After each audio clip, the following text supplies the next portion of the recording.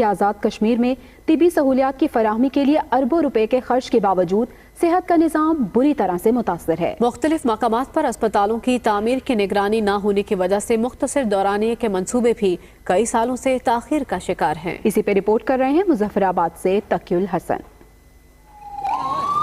मुजफ्फराबाद के नवाही इलाके पटिक्का में लाखों की आबादी को सेहत की सहूलियात की फराहमी के लिए वाहिद बुनियादी मरकज सेहत काम कर रहा है, जबकि इलाके में अद्वियात समेत मकीनों को मामूली नौयत के टेस्ट की सहूलत तक मुयसर न है। जूरा से लेकर मुजफ्फराबाद तक जो ना कोई बड़ा हॉस्पिटल यहाँ इस रोड के करीब नहीं है, जिसकी वजह से अगर कोई इस तरह एक्सीडेंट हो जाता है या डिलीवरी तो यहाँ पर उस तरह की फैसिलिटीज नहीं है जो लोगों की जान बच सके। इतनी बड़ी आबादी पे कई सालों से एक ही BAU सेंटर है जो नशहरी से और मुजफ्फराबाद तक के लोगों को डील करता है।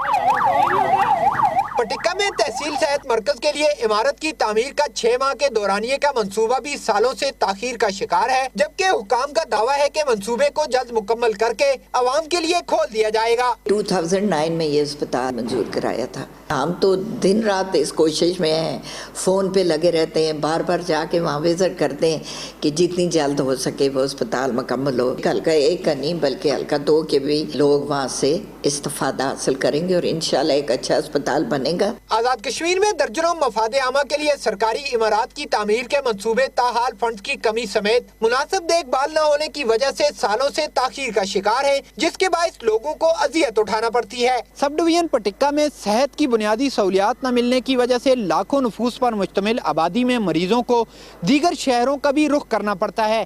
कैमरामैन मोहम्मद नवीद के साथ तकीउल हसन, दुनिया न्यूज़, मुजफ्फराबाद।